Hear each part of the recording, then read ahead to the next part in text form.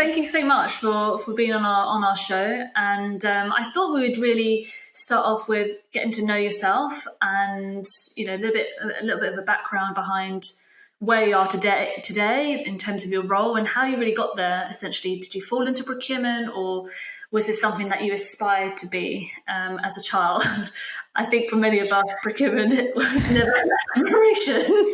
That is very strange you asked me that question, because last week I just recorded something for a charity about giving your career story to underprivileged kids, and I think it's Brazil. Okay. So you can do it from your desk, and you record a video giving them some tips on building a career, etc., like that. And I said exactly that. I fell into procurement.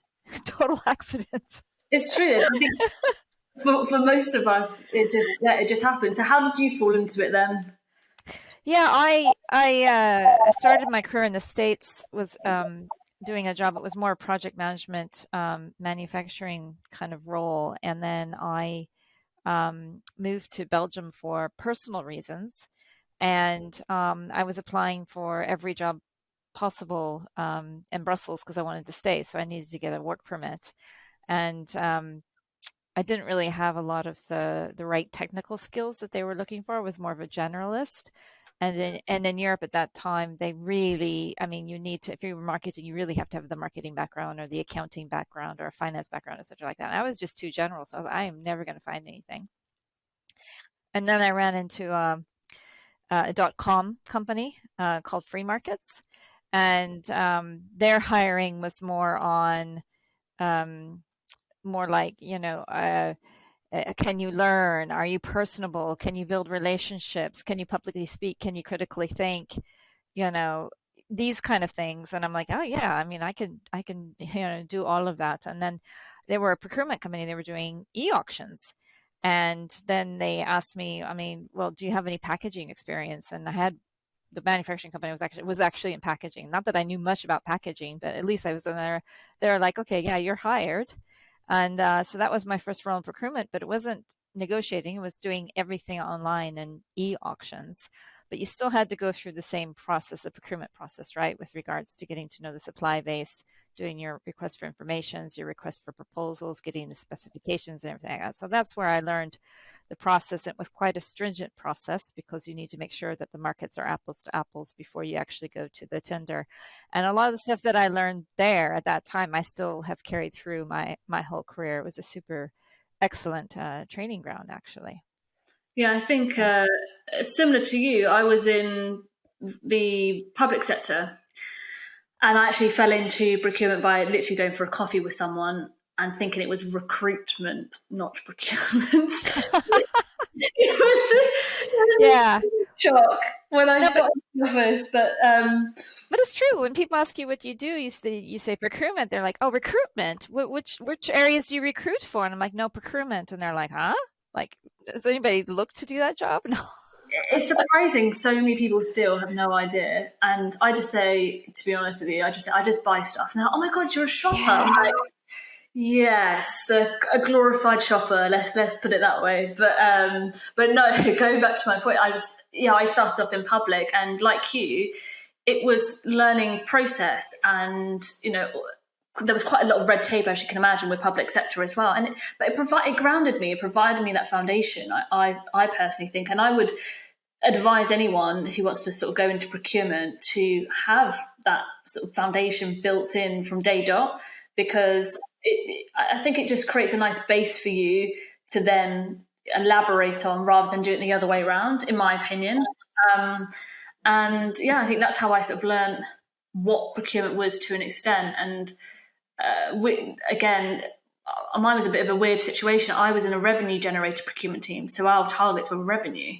So I had a completely different view of procurement from day dot, which I think still people don't, you know, view procurement as a function that goes beyond sort of savings. And you know, today we're going to talk about sustainability, for example. Sustainability, you know, still procurement aren't on the table, or, you know, we don't have a seat at the table to talk about those things. So hopefully today we can give some. And that's investment, not revenue generating. But it's interesting that you talk about revenue and procurement, because my whole career, it's been on the services side of procurement, in the sense that I've never done it for my own company. I've always done it on behalf of a client. So it has always been the revenue generation for the client that I actually work for. Oh, interesting. So free markets, doing e-auctions on behalf of the clients, having to sell the market. Yes, I can put this online for you and create a project for you. Then I worked for Exchanging, which was an outsourcing company in the UK at the time. A couple of clients had outsourced their indirect procurement to Exchanging to manage it. So again, delivering services to clients, and so you get into this kind of quasi place where you're trying to save money, you're working with the suppliers, but you're also trying to upsell the client.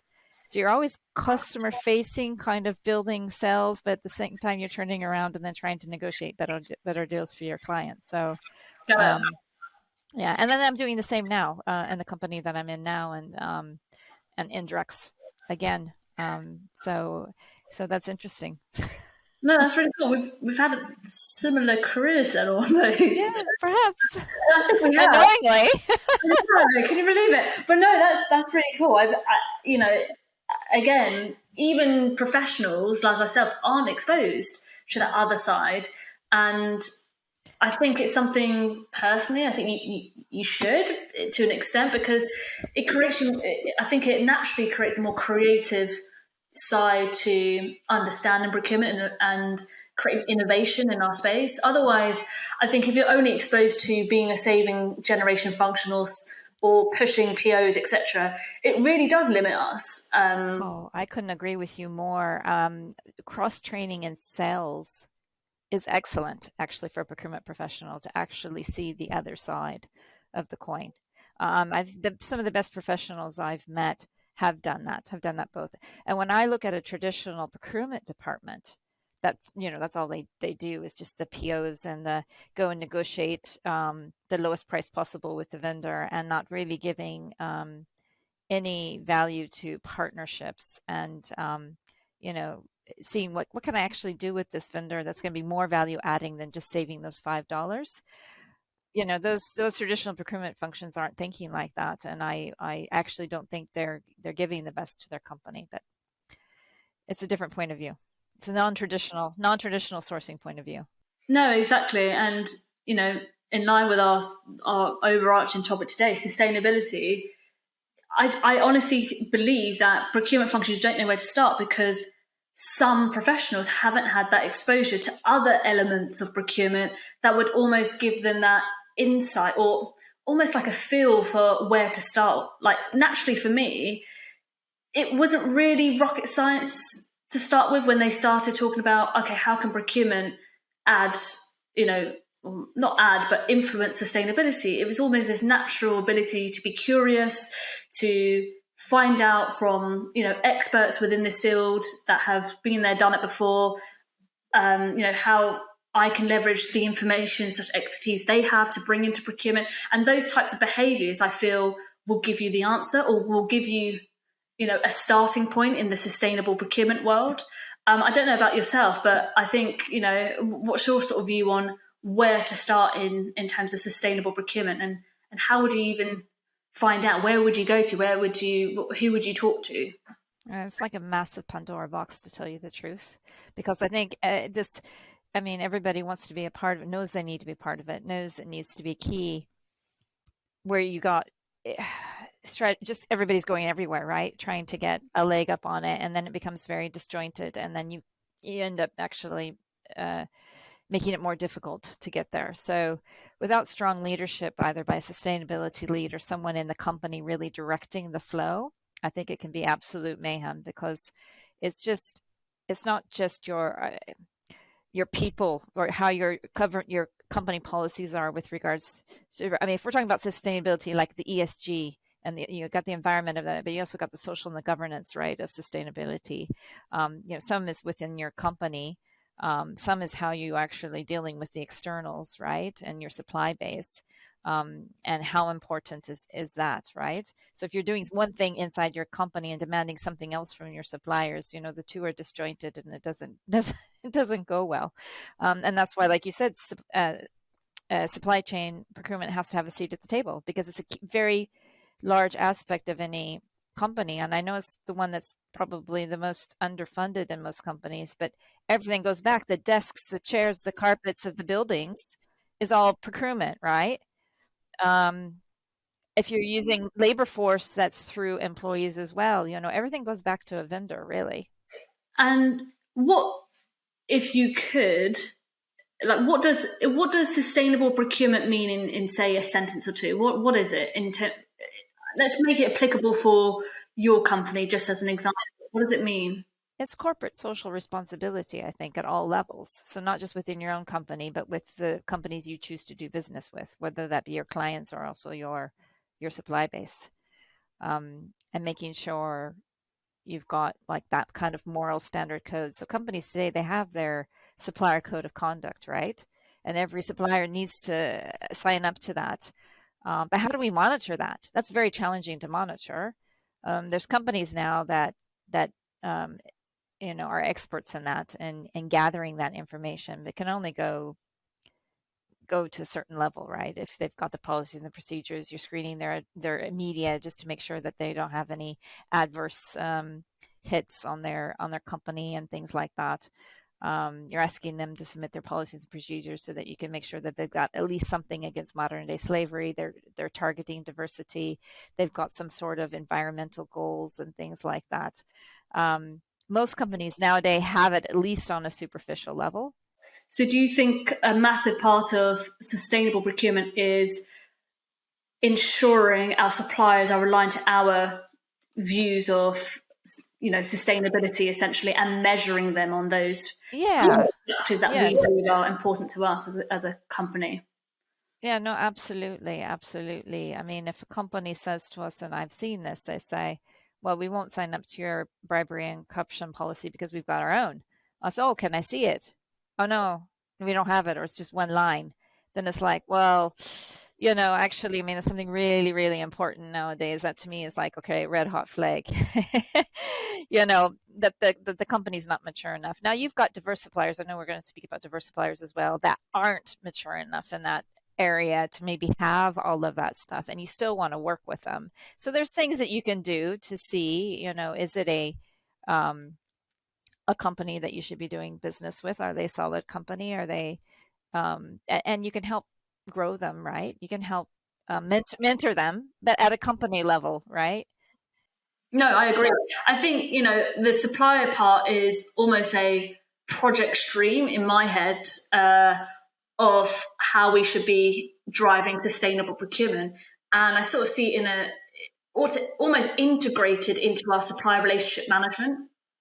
So making sure now the way that we manage suppliers incorporates all of those good questions regarding whether or not, to your point, they have the relevant policies, whether or not they are aligned to our environmental recycling programs and things like that, and making sure we actually can tangibly, if that's a word, measure them as well against that on a monthly or a yearly, whatever is, appropriate for that specific company. I think just going back a step, going back even one step would be, for me anyways, when I was looking at, driving sustainable procurement within SRM, what are we actually going to measure? What does success even look like? And I think that's a starting point. I think sometimes as professionals, we want to sort of get to the end as quick as possible, but hold on, how are we actually going to measure success?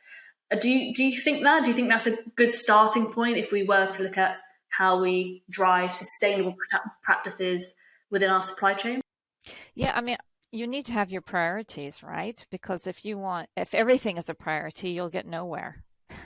So, you can say, okay, these are my 3 areas I'm going to target this year, and I'm going to try to get those. And then next year, I'll go on in 3 years. By 3 years, you'll maybe have gotten to your 80% of what it is that you want. But if you ask for everything up front, which I think companies often do, then they spin their wheels. And also the suppliers can't run that fast, or it will cost them as well. And this is the whole thing about sustainability, ESG and stuff like that, is often you're not going to go with the lowest supplier. You can't. The most competitive supplier is probably not going to have all of that you want. So how important is it to you, and what can you compromise on, and what shouldn't you be compromising on? those kind of things. And do you feel as well it's equally as important to understand the goals from a top-down approach, as in, what are the fundamental objectives of, for example, your company, and then telling them this is how procurement can support in achieving those sustainability goals?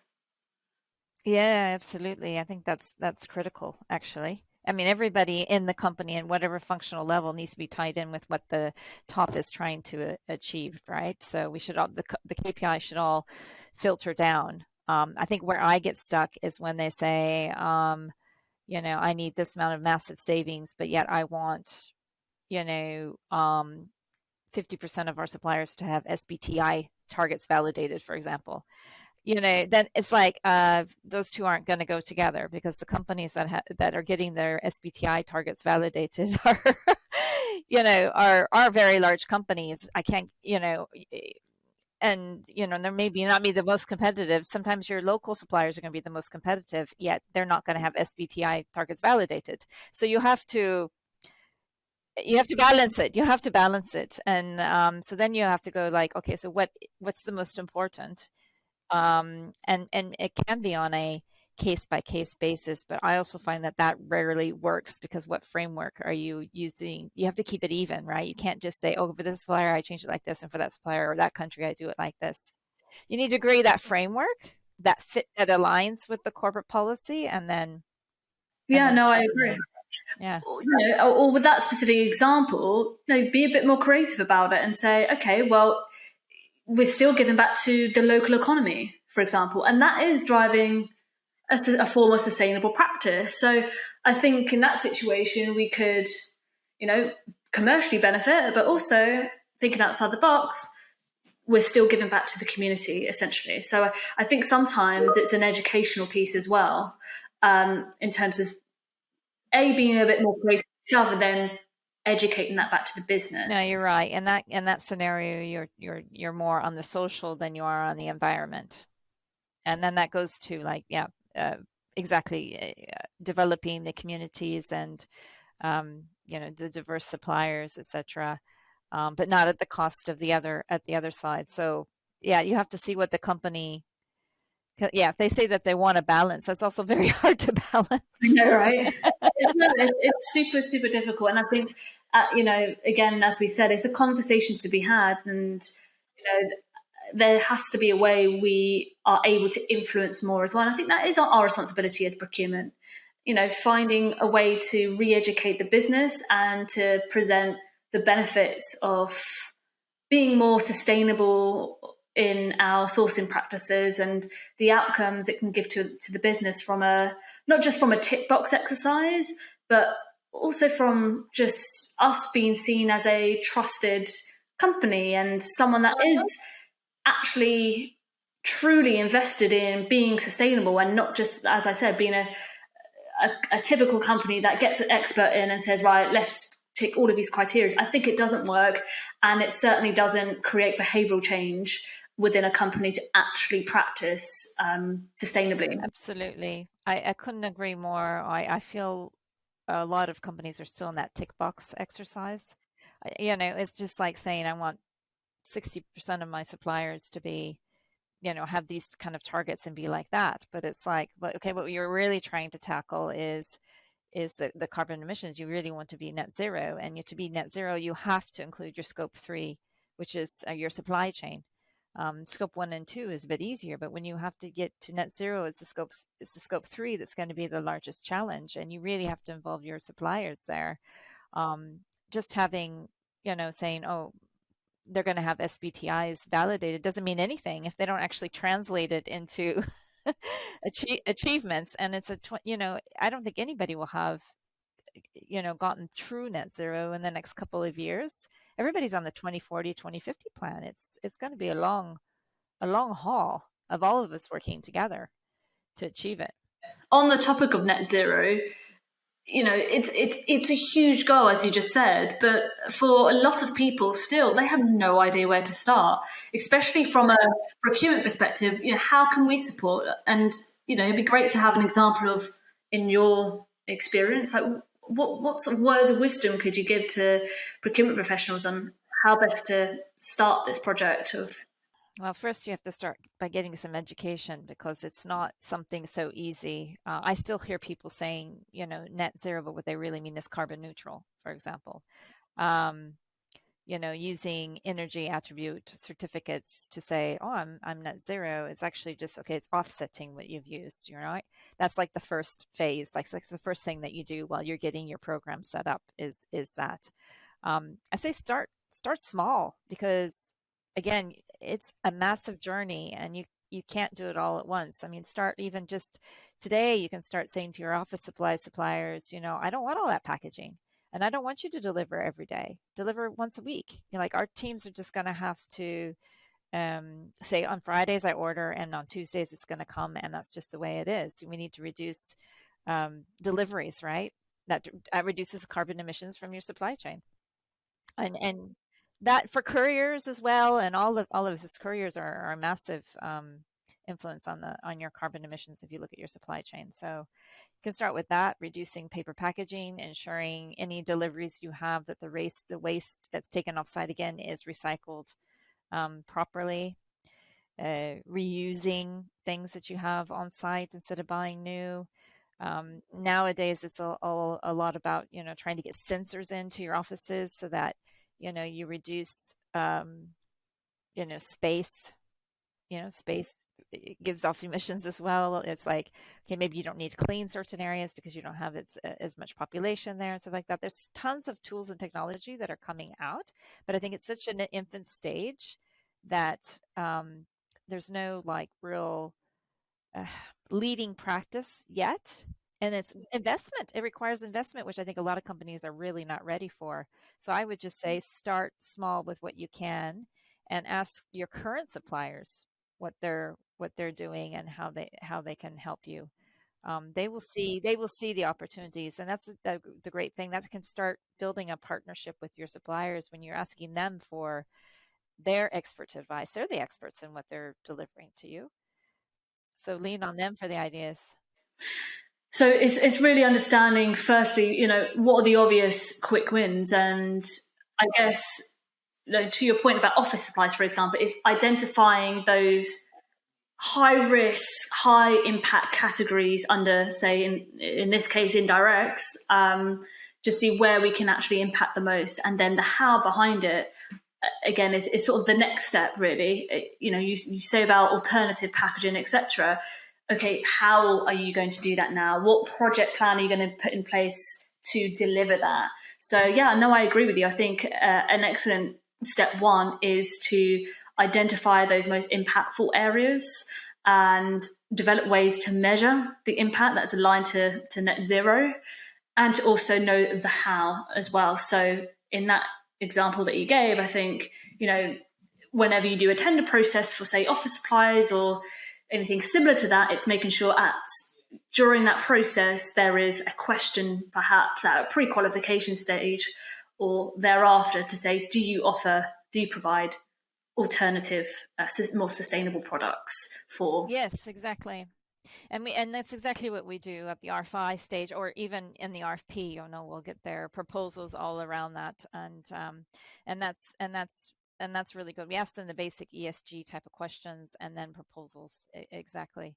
There's office suppliers now that will deliver things in reusable bags, right? The next time they come around, they just pick them all back up again, and yeah. So there's solutions out there. I think what's the best way is to involve the employees. So once they start seeing the benefits. So we've got composters, for example, in our canteens and in our pantries, so that the employees can see, okay, I make compost and then we use it in some countries we grow gardens, we grow the vegetables that go back into the canteen, or we use them on site, the fertilizer for the flowers and the gardens and around and stuff like that. The employees start to see the benefits. We do hydroponics as well for the same thing, and then the employees can actually pick the vegetables once a month and use it at home. So when they start being a part of the journey as well and saying, you know what, the company's really committed to this, then people will start helping you find opportunities as well and come up with ideas. Which is pretty cool. actually an incredible example of how you actually can get your employees invested in it from a personal perspective. We just spoke about it. It's very difficult to move away from that tick box exercise sort of behavior from the company, because that's sort of been drilled into us from day dot as we started to talk about sustainability and sustainable procurement. It's just become like this almost transactional piece or something we have to comply to, and it makes it a bit boring. Essentially, I think it's quite boring. People are sick of talking about it, and it's a bit of a buzzword now. But I love the fact that with your company, especially, your employees are actually investing in it in their immediate environment, and if you're living and breathing it at work, I think that's an excellent way, a really cool way of trying to actually get people to be more invested in it from a personal perspective. In fact, I'm going to take that point away and present that back to the company I work for as well. So yeah, I think that's a great way. So yeah, no, thank you for sharing that. That's brilliant.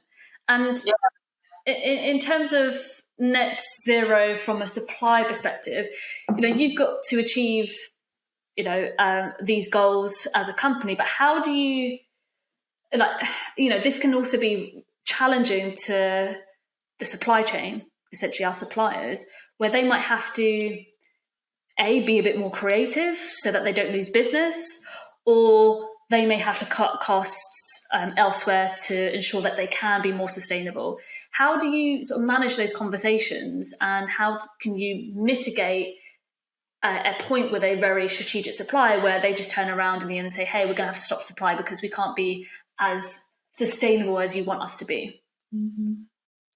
Yeah, I think those conversations are coming to tell you the truth, because as we as a company go on our journey, we're going to have, of course, suppliers that, especially in certain countries, right? Not every country is at the same level as the Western countries, right? So yeah, those conversations will come. And then again, I think it's the company that's like, if it's a true partnership, then it should be a journey together and building it together and kind of helping and assisting. It's like, that's where I find the balance hard. It's like, I can't just keep demanding savings from you and optimization and this and that, and then still expect you to be at the top of the game on the sustainability piece, right? So, and that, I think probably it's because I'm not a traditional procurement person. I'm extremely uncomfortable when it comes to those kind of negotiations. I'm very much want the partnership aspect. So I, if I'm doing it, I expect you to come along with me on a certain level, but I also know that I need to help you and you need to help me, and we're going to find a win-win situation for everyone, whatever that balance may be. And that's I'm more comfortable. And that's probably because I've always been delivering service. I've always had the client, I've had the supplier, I've always kind of been the middleman and having to work both sides to find the win-win opportunities.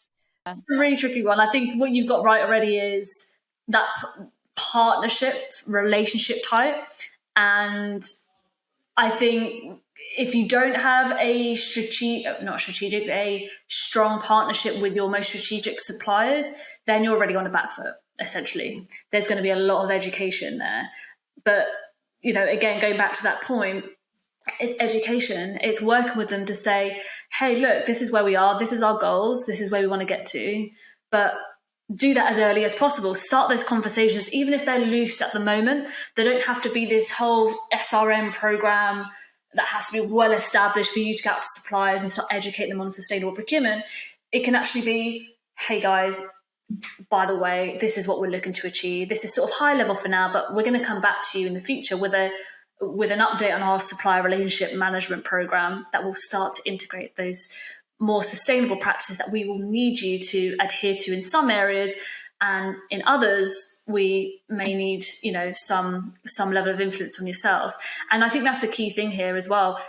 It can't be a one-way system where we just say, yeah, here we go, here's our SRM program. No, in fact, those guys, our suppliers, should be coming back to us to say, actually, this is going to be really difficult for us. Can we be a little bit more creative in X, Y, and Z areas? So I think, to conclude, there definitely has to be some level of conversation to start with, to your point about, making sure that you do have a just partnership to start off with your most strategic suppliers. Secondly, to then plan for some level of supply relationship management program. If you haven't got one already, okay, you'll be starting from scratch. And if you do, it's updating the existing one. And then the third stage is all about education and gaining feedback and making it better and better as we move along in the many years ahead of us, to perfect this, or not perfect it. I'm sure it won't be perfect. But I think, I think between us, I think we answered that to say, you just got to start having a conversation and then establish that more formal process. Yeah. I mean, I think if your supplier knows what your key success factors are, what you're looking for, then they can plan, and you should have those kind of discussions in the annual business review with your key suppliers, right? Because they want to keep the business, so they want to be invested in your goals and objectives so that they can meet it, help you look good, so to speak, right? Because if you make your client look good, then they're going to keep you, right? If you're constantly underperforming and they're not meeting their KPIs because of it, then exactly. There you go. Exactly. It's a win-win. Exactly. No, exactly. It's finding those win-wins, But I think mostly now the large companies are all speaking the same language, but you will still have pockets, of course, where you're not. But I think it's when you get down to that middle level, which most of your spend is your tail spend, etc., like that, right? All your management time is in that spend where you have the middle level companies that aren't necessarily on the same journey. But then it's educating them. Like you said, the supplier relationship management. You have the performance reviews, things like that. Keeping those dialogues open and just focusing on one or two things. Get that right, then go to another 2 or 3 things that are important, get that right, etc. Yeah, I agree. I think it's baby steps, and don't try and take on the world because it'll just be too much. And it's better to start on a small scale and make smaller mistakes rather than big foundation. Build the foundation and then start building it up. Yeah. No, I agree. That's what I like to do in procurement as well. Is especially if you're taking over like a new team and there isn't like well embedded processes and everything like that, but don't start going for category management because there's no structure for the category management there. You need to first build the foundation of a sourcing process, procurement process.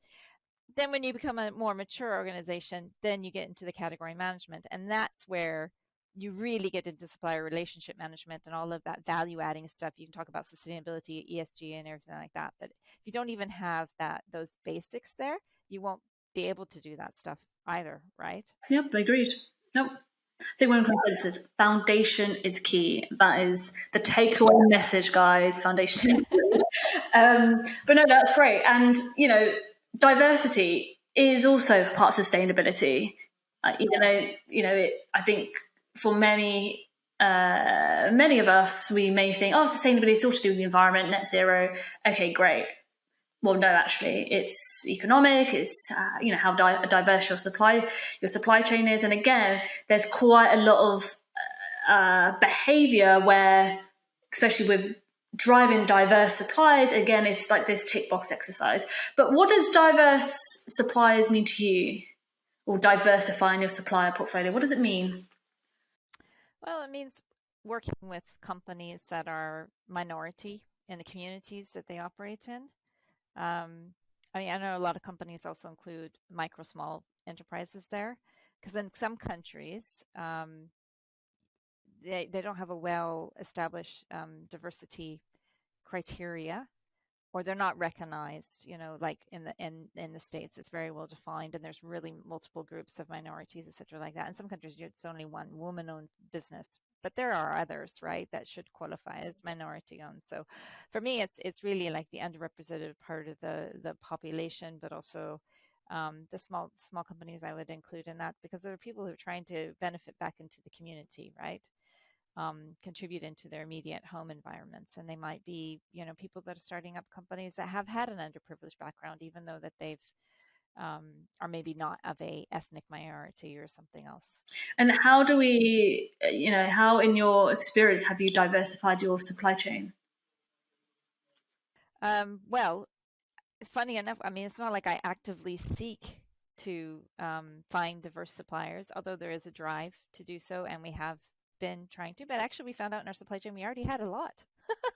We already had quite a few actually, and I was quite proud of that. That's and I think if I think about myself as a woman, my first job I got because I was a female with an MBA, and they were trying to increase hires that had an MBA, and of course they needed to focus on their gender diversity. So I was, I ticked both boxes, and so I got hired. But when I got the role, I was like, I didn't feel I was the right person for the role. There was somebody better qualified for me for the job than I was. But then it was explained to me later, actually, yeah, maybe for this immediate role, but that person they didn't think could go higher in the organization. But because I had an MBA, I could. That was their excuse. So I felt a little bit better about it after that was explained to me. But I think about the same thing like with my supply base, right? These diverse suppliers, they might start very small, but if I help mentor them and nurture them, they can grow and be bigger, and it will help them, right? Get more business and grow, and then that helps the community, etc. So yeah, that's how I like to look at it. We've had some really great women-owned businesses on the account, and we do see them growing under the business we've been able to get them and mentor them, etc. And that's great to see. Yeah, you said two interesting points there. The first one is you actively go and find, and I think that goes above and beyond already in trying to diversify your supplies without, doing this whole tick box exercise. If it's in you to go out and find, I personally think that is a form of trying to diversify your supply chain. And again, I just think sometimes we just type into Google, especially in areas that we're unfamiliar with, and we say, right, top suppliers in whatever, right? But no, we should be actively looking, which means not just going onto Google, but talking to people, understanding the industry better, or that category of service in a lot more detail, and just taking that effort to find out a little bit more about the service in other areas of the world as well. To, I guess, it will become more likely naturally that you'll find more diverse suppliers. So that was the first one I think is a really good thing that you brought up. And secondly, you said about mentoring.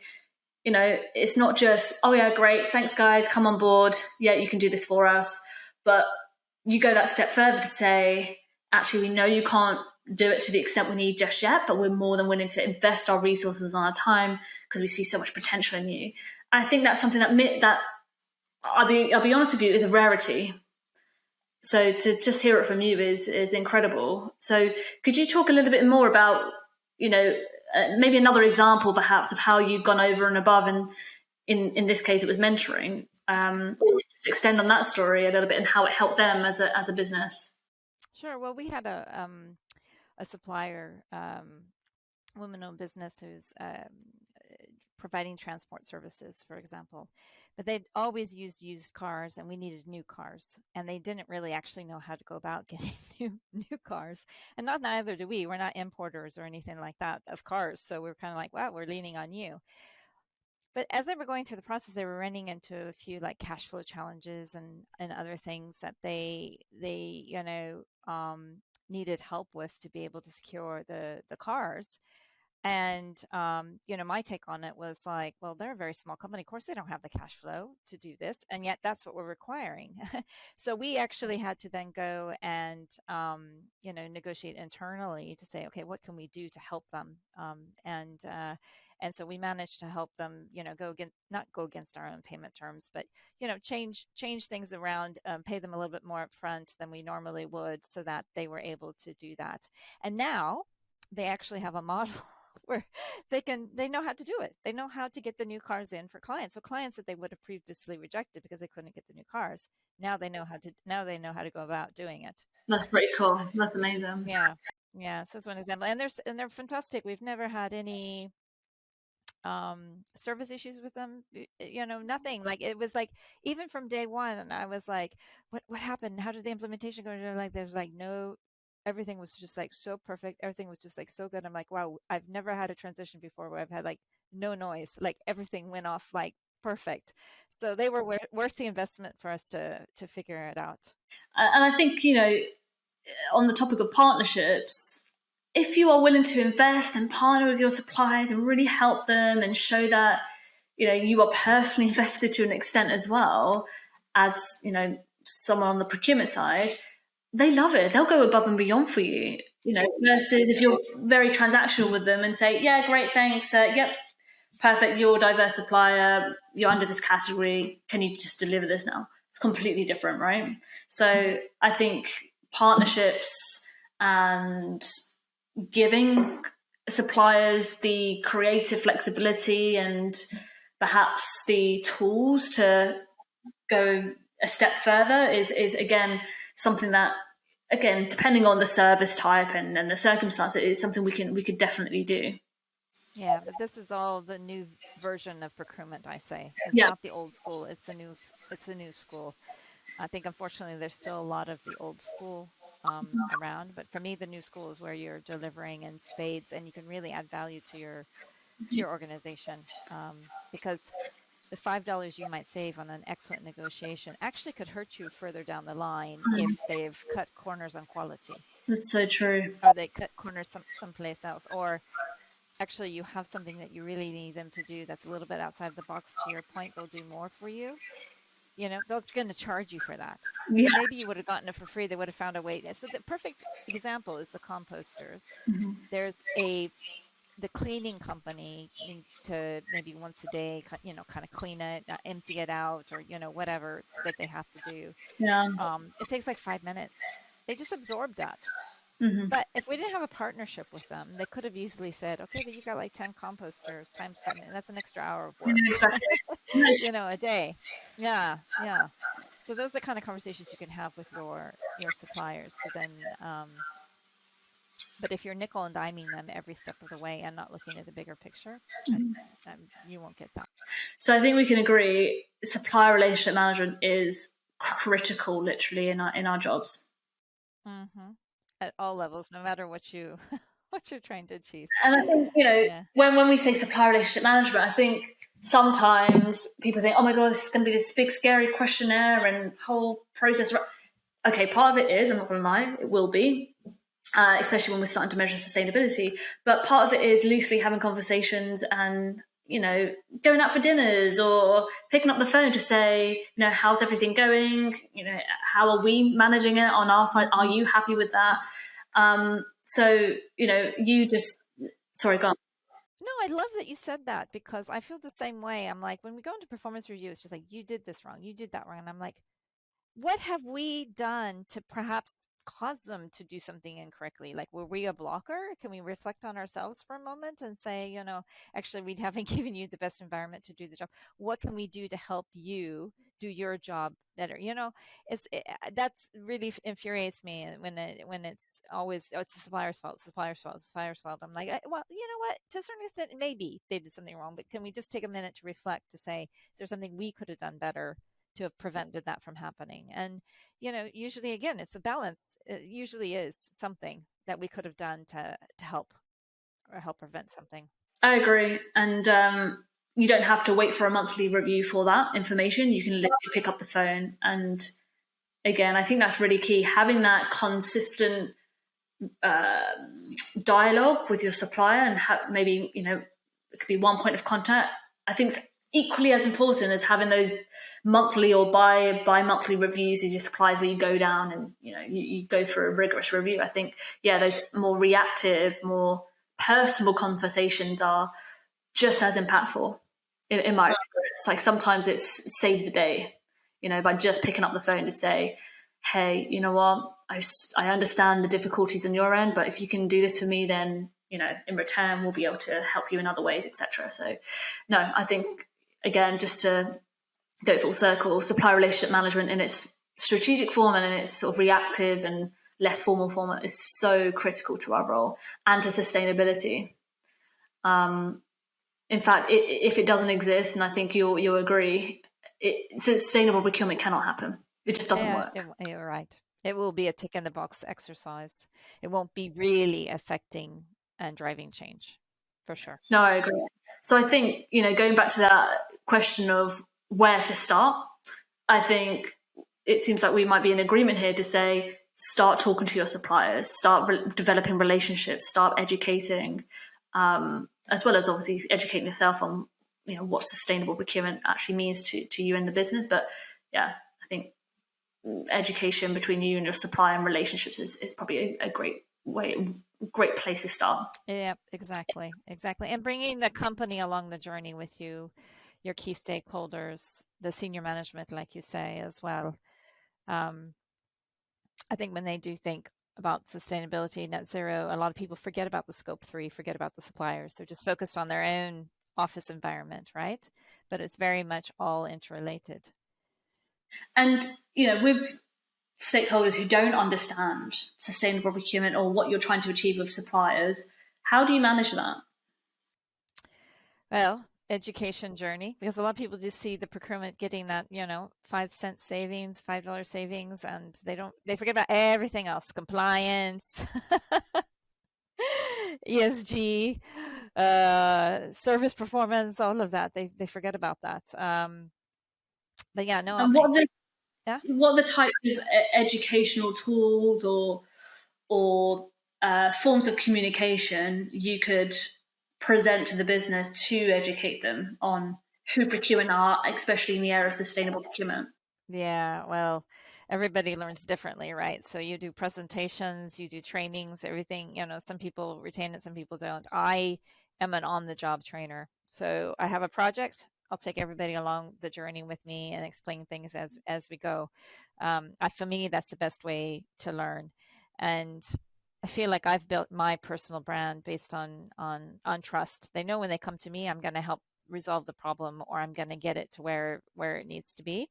Whether it be an escalation or resolving something with the supplier, etc. I'll always try to find a solution. That's my sweet spot area, I guess, is what I really thrive on, being able to do. And as a result, then I've been able to get the trust with the stakeholders, and the most difficult stakeholders, that they know, okay, at least I know Brenda's going to keep me safe. If I come to her with this problem I need to do, when they're looking at sustainable solutions or looking to do XYZ or have the supplier problem, etc., that's bringing them along the journey and showing to them how procurement can deliver value, to me, is like one of the best things when they turn around and become believers.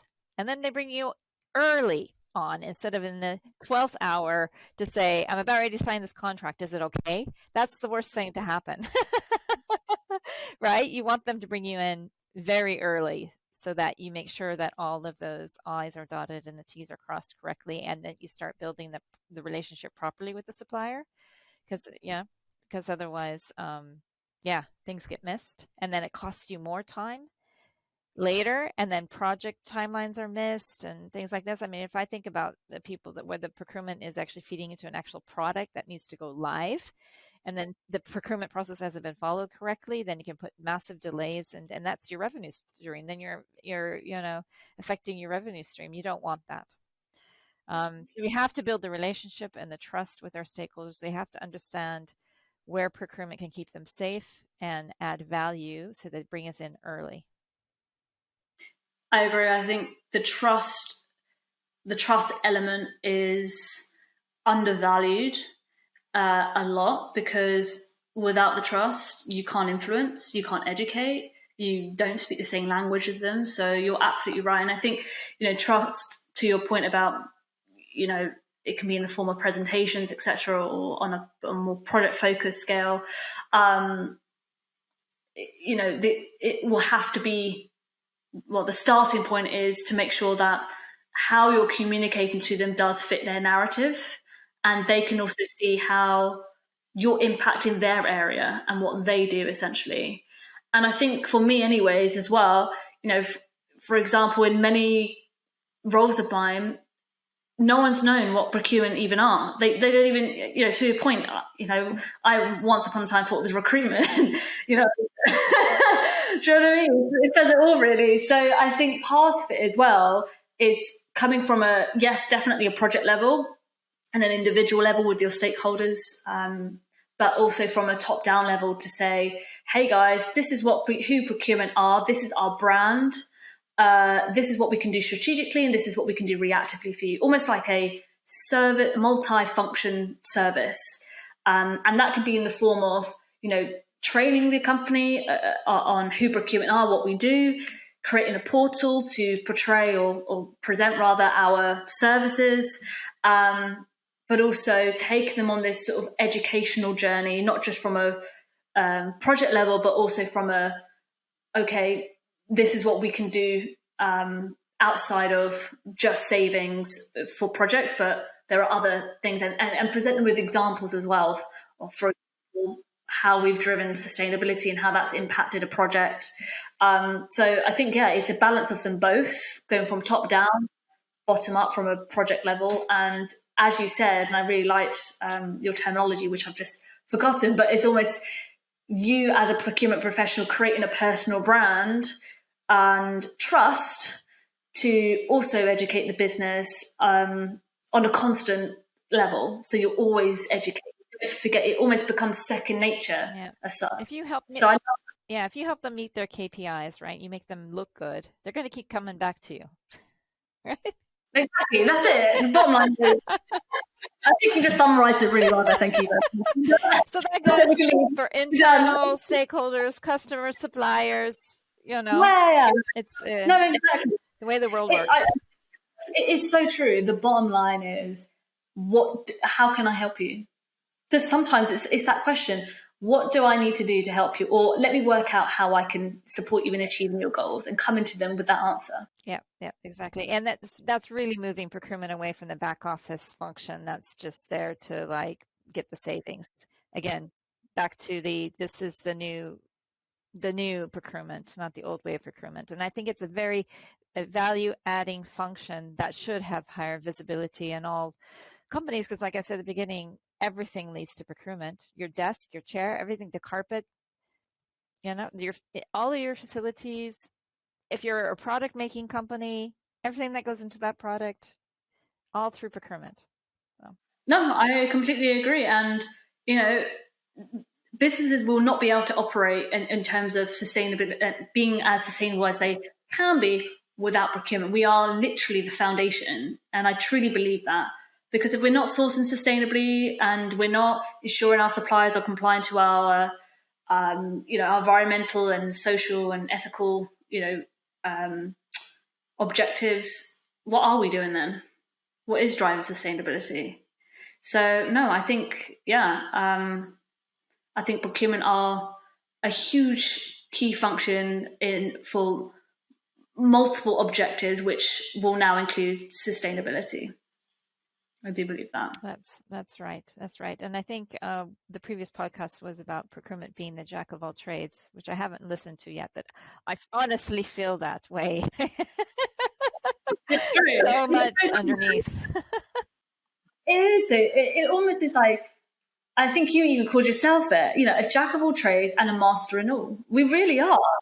And, even I talk about reactive services as well. We are the experts in negotiations. We should be on those, in my opinion, if you've got some really good talent in your team, we should be on commercial calls, for example, to get the best out of a commercial conversation by making sure the team are prepped from a negotiation strategy perspective, sometimes acting as the ogre in the room, which we often do, and we're very good at it, taking away that sort of transactional piece from the conversation so they can, do all the fluffy stuff, especially in marketing. It really does help. But I just think we should be rather driving to be a multifunctional, jack of all trades, curious team, and we should function rather. And we should start asking more questions and coming to the table with solutions. And I think we both, again, would agree on that. I think we're on the same wavelength, most definitely. Well, look, that sort of naturally brings us to the end. And honestly, it's been a pleasure to have you on this podcast episode. And I think we're definitely on the same wavelength. We think the same. We've had quite similar careers and experiences and exposure, and I think that's what made this conversation flow really well. So thank you so much. Thank you for having me. This was really enjoyable. It's great to meet like-minded people. Yeah, likewise. And honestly, your point around trying to invest more time and effort into employees' immediate environments in terms of being more sustainable, I think that was incredible. I think that's incredible. And I think we sort of do it, or we try to do it, I think we need to do it more at companies. Like you said, growing our own. In fact, to be fair to the company I work for, Fortnum & Mason, we do it really well. We grow our own herbs for like cookery classes and things like that. And we do a lot of recycling and reinventing, food waste that comes from some of our classes, our master classes as well, of cooking classes, etc. So it's like it's just some little examples which all add up in the end. And I guess it makes employees excited when they're seeing it in their immediate environment. They're like, oh my God, actually, it sort of like creates this light bulb moment of, why don't we be more creative here in this space? And I think, when it's in front of you, you're more likely to think that way. Otherwise, as we said before, it just becomes some, thing we have to do and we push to do. And it's theory based. Yeah. There's some companies that are doing incredible things, and some of the things that I mentioned earlier with the hydroponics and the composters really don't cost much and has a massive impact. There's other things that you can really invest in that have, a good impact, but, cost a lot. And, I'm thinking of companies that like take garbage and they make these amazing pieces of furniture, fantastic for a showpiece, etc., like that. But they're usually quite expensive because it costs a lot to turn garbage into actual furniture, nice looking furniture and stuff like that. But that's something that would also convey a message to employees, right? And get them to appreciate it. But I think definitely there's plenty of those little things that we've mentioned that can be done. And I think, as well, I personally think we should get together more companies and understand what are we all doing? Because right now it seems very fragmented. Everyone's doing their little thing. You find out on LinkedIn, so-and-so's doing this, so-and-so.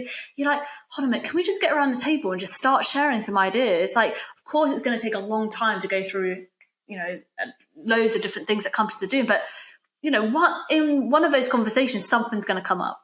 Something incredible is going to come up, and it's going to be a huge turnaround for a company. So I definitely think we should do it more. Yeah, that's right. More networking, I think.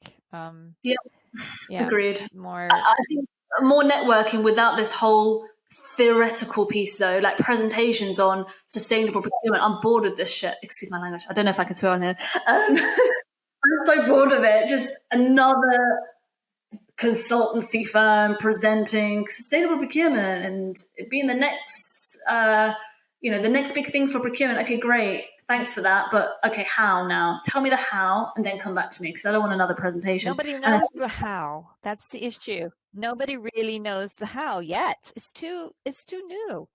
Exactly that. And I think the how will naturally come about by just having these very fluid, informal, no fancy presentation type of interaction. I mean, as technology evolves, we will get there, but it's too early. I mean, people want something now. It's just not ready. The market isn't there, at least not outside the US. Maybe in the US they're further ahead, but no, that's the biggest issue I see at the moment. Agreed. So thank you so much. Honestly, as I said before, I was just going to end it, but I decided to go on. But honestly, it's been a pleasure to talk to someone who is like-minded, as you said. And no, it's really exciting. And, if anyone who's listening, if you have any ideas on or have examples of how you've driven sustainable procurement into your companies, we would love to hear from you guys. And do reach out to Brenda or myself if you want any sort of advice or you want us to maybe offer an extension on any of the topics we spoke about today, feel free to reach out to us. Brenda, are you okay for people to reach out to you on LinkedIn, or is that a no? Absolutely. You good with that? Okay, cool. Yeah. So reach out to Brenda or myself on LinkedIn. That's probably the best way. And we look forward to speaking to you hopefully in the future on another topic. But for now, thank you. And yes, I will let you go now, finally. Okay. Thank you, Annabel. Nice to meet you.